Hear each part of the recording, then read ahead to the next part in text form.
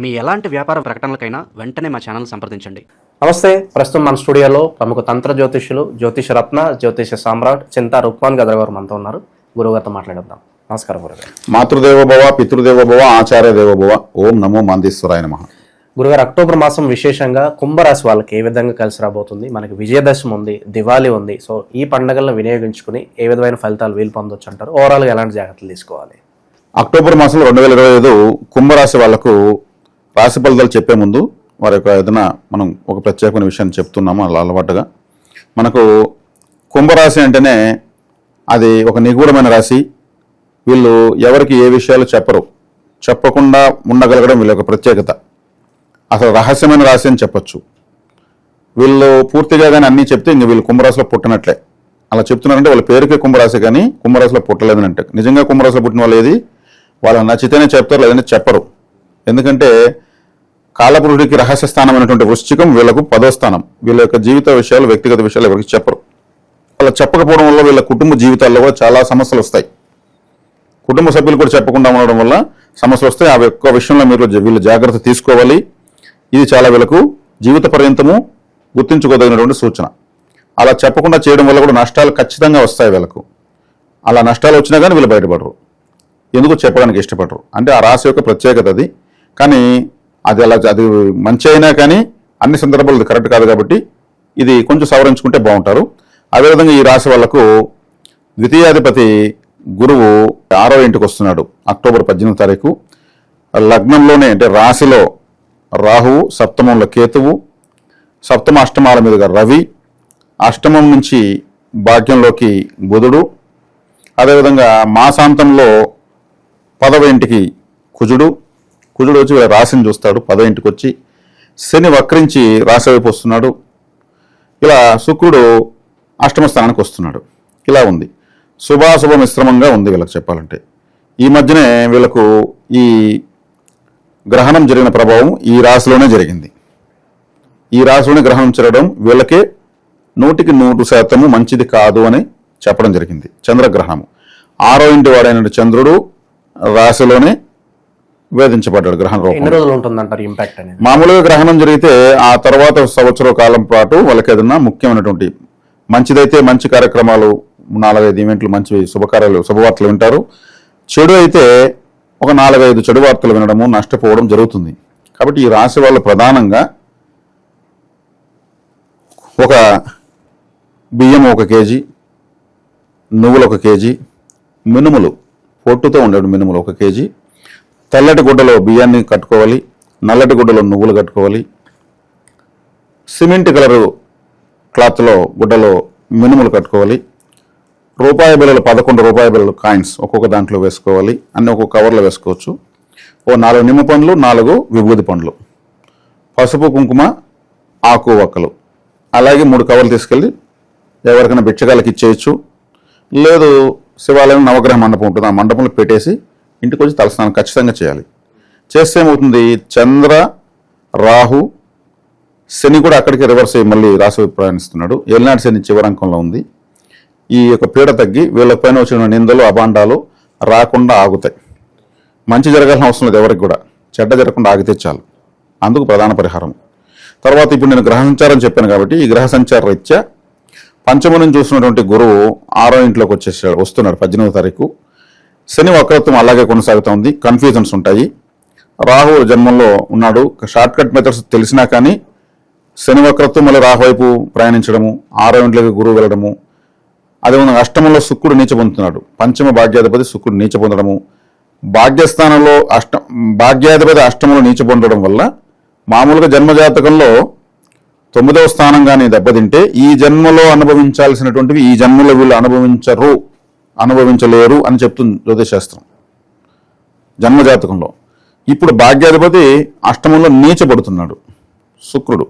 కాబట్టి ఇప్పుడు రావాల్సిన ఫలితాలు ఈ మాసం వీళ్ళకు రావు, ఆశించలేము అని చెప్పాలి. కాస్త లేట్ అవ్వచ్చు. సరైన నిర్ణయాలు అంటే ఇక్కడ మనం ప్రతి రాశిని పొగడేదానికైతే జ్యోతిష్యం చెప్పడం లేదు, ఉన్నదాన్ని చెప్పి వాళ్ళని అలర్ట్ చేస్తున్నాం.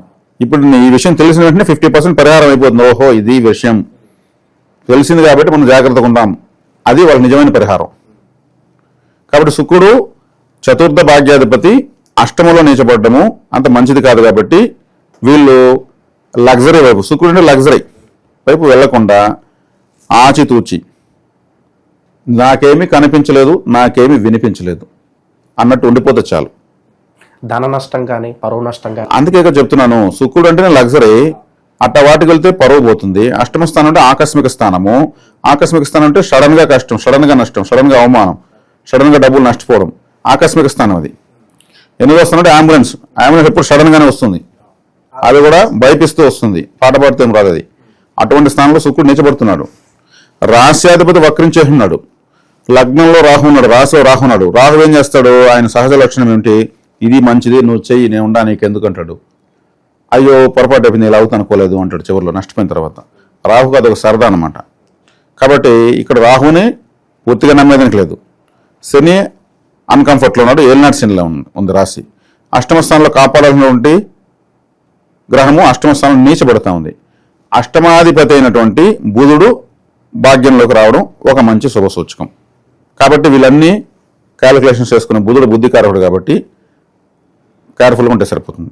మనకు ప్రమాద హెచ్చరికలు ఆరెంజ్ కలరు, రెడ్ కలరు అంటారు కదా, అక్కడ 3వ ప్రమాద హెచ్చరిక, 4వ ప్రమాద హెచ్చరిక అన్నట్లు బుధుడు వాళ్ళని హెచ్చరిక పెట్టేస్తాడు. ఆ ఇంటెలిజెన్స్ వచ్చేస్తుంది. బుధుడు అంటే ఇంటెలిజెంట్. సో ఏదో సంథింగ్ గోయింగ్ రాంగ్ అనే ఒక సెన్స్ చేయగలుగుతారు అంటారు. చేసేస్తారు. ఇలా చేసుకోవడం వల్ల వీళ్ళ బిందుకు రావాల్సినటువంటి సమస్యలు రాకుండా తప్పించుకుంటారు. అమ్మయ్య చాలు, మనము ఆలోచించింది కరెక్ట్, లేదంటే ఆ దగ్గర ఇరుక్కుపోయి ఉంటాము, వాడు స్కెచ్ చేశాడు మళ్ళీ వేశాడు పడలేదు జారుకున్నాము అనేసి తెలుసుకుంటారు. దీనికి మించిన బెనిఫిట్ ఇంకేం కావాలి జీవితం. ఎప్పుడైనా ఏ జీవితంలో ఎప్పుడు కావాలన్నా కూడా సమస్యలు ఇరుక్కోకుండా తప్పించుకోగలగడమే చాలు. అది కుంభరాశి వాళ్ళు ఈజీగా చేసుకోగలిగితే చాలు. సో వివాహ ప్రయత్నాలు కావచ్చు, విదేశీ ప్రయత్నాలు కావచ్చు, పోస్ట్ పోన్ చేసుకుంటేనే బెటర్ అంటారు. విదేశాలు ఉన్నప్పుడు లగ్నంలో రాహు ఉన్నాడు, దానికైతే అవకాశాలు ఇస్తాడు. కానీ కొద్ది కాలం కంఫర్ట్ ఉండదు వీళ్ళకు. ఎందుకంటే రాశాధిపతి ద్వితీయంలో, వ్యయాధిపతి కూడా శనేశ్వరుడు అవుతాడు. ఆయన అన్కంఫర్ట్గా ఉన్నాడు కాబట్టి వీళ్ళు ఒకవేళ వెళ్ళినా అక్కడ కొంతకాలము వెళ్ళిన వెంటనే అనుకున్న రిజల్ట్స్ రావు. ఎందుకంటే ఈరోజు ప్రపంచం కూడా అట్టుడికి పోతా ఉంది. ఏ దేశం పైకి ఏ దేశం పోతా ఉందో, ఎప్పుడు ఏ నిర్ణయం అవుతుందో తెలియదు. న్యూస్లు చూస్తామంటే 3వ ప్రపంచ యుద్ధం గంటలో స్టార్ట్ అవుతున్న విధంగా వస్తున్నాయి. కాబట్టి ఇట్లాంటి పరిస్థితులు విదేశీ ప్రయాణాలు అంటే వీళ్ళు వెళ్ళిన వెంటనే కూడా అన్కంఫర్ట్గానే ఉంది. ఇంకొకటి ఇంకా ముఖ్యమైన విషయం ఏంటంటే అన్ని దేశాల్లోనూ భారతీయులు వెనక్కి వెళ్ళిపోవాలి, మన ఎదుగుదల, మన జాబుల్ని వీళ్ళు కొట్టేస్తున్నారు, మనం 10 రూపాయలకు చేసే జాబులు 5 రూపాయలుగా చేసేసి డబ్బంతా ఇండియాకు పంపించేస్తున్నారు అనేటువంటిది ఒక రెవల్యూషన్ మెల్లమెల్లగా స్టార్ట్ అవుతా ఉంది. కాబట్టి ఇవన్నీ ఆచితూచి తీసుకున్న నిర్ణయాలు. శని భగవానుల వారు కంఫర్ట్గా లేరు, లగ్నం రాహుని అవకాశం ఇస్తాడు. కాబట్టి జాగ్రత్తగా ఉంటే మంచిది. ఓకే, ఇక వివాహ ప్రయత్నాలు కూడా కాస్త పోస్ట్ పోన్ చేసుకుంటే. వివాహ ప్రయత్నాలు అన్నప్పుడు ఆడవాళ్ళకు బాగుంది మగవాళ్ళ కన్నా. మగవాళ్లకు వివాహకారకుడు శుక్రుడు అష్టమంలోకి వచ్చి నీచబడిపోతున్నాడు. ఆడవాళ్లకు మాసాంతం నుంచి బాగుంది. కుజుడు భర్తకారకుడు కుజుడు ఎక్కడికి దశమంలోకి వచ్చి రాశిని చూస్తాడు కాబట్టి వివాహ విషయంలో మాత్రం సంపూర్ణంగా చేస్తాడు. కానీ టెన్షన్స్ పెడతాడు. కుజుడు టెన్షన్ కారకుడు కాబట్టి. ఇక కుటుంబ వ్యవహారాల పరంగా ఎలా ఉంటుంది? అక్రమ సంబంధాలన్నా బయటపడి కాస్త ఇబ్బంది పడే అవకాశాలు అని కనిపిస్తుంది. అందుకే చెప్పానండి, శుక్రుడు రాహు అంటే అక్రమ సంబంధాలు. శుక్రుడు అంటే ఆకర్షణకు, రాహు అంటే వ్యామోహానికి. వ్యామోహం అంటే నేను దాన్ని సాధించే నాకు అది కానే కావాలి, దాన్ని నేను ఎటనగా అనుభవించాలి అంటే ఏదైనా కావచ్చు, ఒక లగ్జరీ కావచ్చు, ఇంకొక ఫుడ్ కావచ్చు, ఏదైనా కావచ్చు, అది నేను పొందే తీరాలనేటువంటి గ్రహం రాహు లగ్నంలో ఉన్నాడు, రాశిలో ఉన్నాడు. కాబట్టి వీటిలోనే కేర్ఫుల్గా ఉండాల్సింది. మనం ఇండైరెక్ట్గా చెప్పాం, మీరు డైరెక్ట్గా అడిగారు. చెప్తున్న స్త్రీకారకుడు, వివాహకారకుడు, కామానికి కారకుడు అష్టమంలో పడి నీచబడడం వల్ల సచ్చినా కానీ అది అనుభవించాలనేటువంటి పరిస్థితిని తప్పించేటువంటి అవకాశాలు ఉంటాయి. కేర్ఫుల్గా ఉంటే సరిపోతుంది.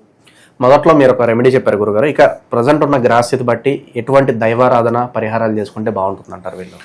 దైవారాధన తీసుకుంటే వీళ్ళకు కాలభైరవారం చాలా మంచిది. ఎందుకంటే రాశ్యాధిపతి అయిన శనేశ్వరుడికి గురువు ఆయన అన్కంఫర్ట్లో వెళ్ళినట్టు ఉన్నారు కాబట్టి కాలభైరవారాధన చేయాలంటే వీధి కుక్కలు ఫుడ్ పెడితే చాలు, భైరవుడు యాక్టివేట్ అవుతుంటాడు. అదేవిధంగా ఈ రాశిలో చివరి నక్షత్రం అయినటువంటి పూర్వభాద్ర నక్షత్రముకి మామిడి పండు వస్తుంది. పూర్వభాద్ర నక్షత్రం కుబేరుడు పుట్టిన నక్షత్రం. కుబేరుడు పుట్టిన నక్షత్రం కాబట్టి వీళ్ళు ఆ నక్షత్ర సమయంలో వెళ్ళి బ్యాంకులో ఒక గంట సేపు కూర్చొని రావచ్చు. ఒకటి బ్యాంకు కుబేరుడు అంటే బ్యాంకు, గోల్డ్ షాప్స్ ఆ నక్షత్రం ఉన్నప్పుడు కనీసం గంట సేపు బ్యాంకులో కూర్చొని వస్తే మంచిది. ఏం చేయక్కర్లేదు, ఏం చేయక్కర్లేదు, కూర్చొని యూట్యూబ్ చూస్తా కూర్చుంటే చాలు. అంటే డబ్బులు ఎక్కువ ఎక్కడ ఉంటుంది, బంగారం ఎక్కడ ఎక్కువ ఉంటుంది, అక్కడ కుబేరుడు ప్రభావం ఉంటే అవి అక్కడికి వస్తాయి. కాబట్టి ఆ ప్రదేశానికి ఆ బ్రీతింగ్లోకి వెళ్ళాలి. మనం రోడ్ సైడ్ మురికి కాలువ పక్కన కూర్చుంటే యూట్యూబ్ చూస్తుంటే ఆ మురికంతా ఆ దుర్గంధాన్ని కడుపుకుండా పిలుస్తాం. బ్యాంకులో కూర్చుంటే ఏం చేస్తాము, అక్కడ ఉన్నటువంటి ఫైనాన్స్ గాల్లో ఉంటుంది ఆ యొక్క బ్రీతింగ్ పీలుస్తాం. పుల్లారెడ్డి నేతి మిఠాయి అంగడిలోకి వెళ్తే ఏం పిలుస్తాం, నెయ్యి వాసన చూస్తాం. కాబట్టి ఆ బ్రీతింగ్లోకి పూర్వాభాద నక్షత్రం రోజు వెళ్ళాలి. అదేవిధంగా వీళ్లకు సంపత్తారైనటువంటి ఉత్తరాభాద్ర నక్షత్రం, ఉత్తరాభాద్ర నక్షత్రం పిండి వంటలు ఎక్కువ తినచ్చు. వీళ్ళు సంపత్తార బాగా బలపడుతుంది. వీళ్ళు 2వ నక్షత్రం. అదేవిధంగా వీళ్ళకు శతభిష నక్షత్రం వాళ్ళు ఉన్నారు తర్వాత ఈ దీంట్లో. వీళ్ళు mango fruit, mango juice, pickles, chutneys, బర్ఫీలు, చాక్లెట్స్ బాగా తినచ్చు. శతభిష నక్షత్రం అంటే బ్లాక్ గ్రేప్స్, నల్లని ద్రాక్ష గెలాక్సీ, ఆకాశంలో నక్షత్రాల గుంపు. శతభిష అంటే 100 నక్షత్రాల సమూహం. కాబట్టి ఈ శతభిషంలో మ్యాంగో రిలేటెడ్ ఫుడ్ బాగా తీసుకోవచ్చు. అదేవిధంగా శతభిషం తర్వాత ఈ జాతకంలో ధనిష్ట నక్షత్రము అంటే ఇక్కడ ఏమొస్తుందంటే దోశ అండి. ధనిష్ట నక్షత్రం అంటే ఫుడ్లో దోశ వస్తుంది, మంచి వెరైటీ దోశలు తినచ్చు. అంటే ఇదే కాకుండా వీళ్ళు ధనిష్ట నక్షత్రం వాళ్ళకు సంపత్తార శతభిషం కాబట్టి బ్లాక్ గ్రేప్స్, బ్లాక్ ఎండు కిస్మిస్ అంటారు కదా, అవన్నీ కూడా బాగా తినచ్చు. కాబట్టి ఇది ఈ నక్షత్రం ఉన్న వాళ్ళకి ఒక ఆహారం. అదేవిధంగా మనం ఈ నక్షత్రంలో ఈ రాశిలో ఉన్నటువంటి నక్షత్రాల వాళ్ళు ఎవరిని వివాహం చేసుకోకూడదు, ఎవరితో వ్యాపారం చేయకూడదు, ఎవరితో ఫ్రెండ్షిప్ చేయకూడదు అని ఆలోచిస్తే ఇక్కడ ధనిష్ట నక్షత్రం వాళ్ళు, హస్త నక్షత్రం వాళ్ళని వివాహం ఎట్టి పరిస్థితుల్లో చేసుకోకూడదు. శతభిష నక్షత్రం వాళ్ళు, చిత్తా నక్షత్రం వాళ్ళని ఎట్టి పరిస్థితుల్లో వివాహం చేసుకోకూడదు. పూర్వభాద్ర వాళ్ళు, స్వాతి నక్షత్రం వాళ్ళను వివాహం చేసుకోకూడదు, వ్యాపారాలు చేయకూడదు, ఫ్రెండ్షిప్ చేయకూడదు, అలా దరిదాపులో ఉండకూడదు. ఒకవేళ వీళ్ళ కడుపులోనే పుట్టుంటే కూడా వాళ్ళతో కూడా వీళ్ళకి సమస్యలు ఉంటాయి. పిల్లలుగా పుడతారు, మరి అన్నదమ్ములుగా ఉంటారు, బంధువులుగా ఉంటారు, సమాజంలో కొంతమంది ఉంటారు, ప్రత్యర్థులు ఉంటారు. ఎవరున్నా వాళ్ళతో వీళ్ళకు వేద నక్షత్రాలు అంటారు. వీటిని వాళ్ళతో ఏదో ఒక విధంగా వీళ్ళు వేధించబడతారు. ఇది జీవిత పర్యంతం ఉన్నటువంటి సూచన. ఇది ఈ మాస ఫలితం కాదు. వివాహ విషయంలో గురువు కొంతమంది లగ్నాలు కలిసాయి, జాతకాలు కలిసాయి అంటూ ఉంటారు కదా, ఎన్ని కలిసినా కూడా ఈ నక్షత్రం అయితే యాంటీగానే ఉంటుందంటారు. అంతే. ఈ నక్షత్రాలు వచ్చిన తర్వాత మాకు ఇన్ని కలిసినాయంటే నెత్తి మీద తెల్లగుడ్డే, అంతే. నేను స్ట్రైట్గా చెప్పేస్తాను. ఓవరాల్గా కుంభరాశి వారి పరిస్థితి ఈ మాసం ఎలా ఉండబోతుంది, ఎటువంటి జాగ్రత్తలు తీసుకోవాలి, ఓవరాల్గా అద్భుతంగా వివరించారు. ధన్యవాదాలు.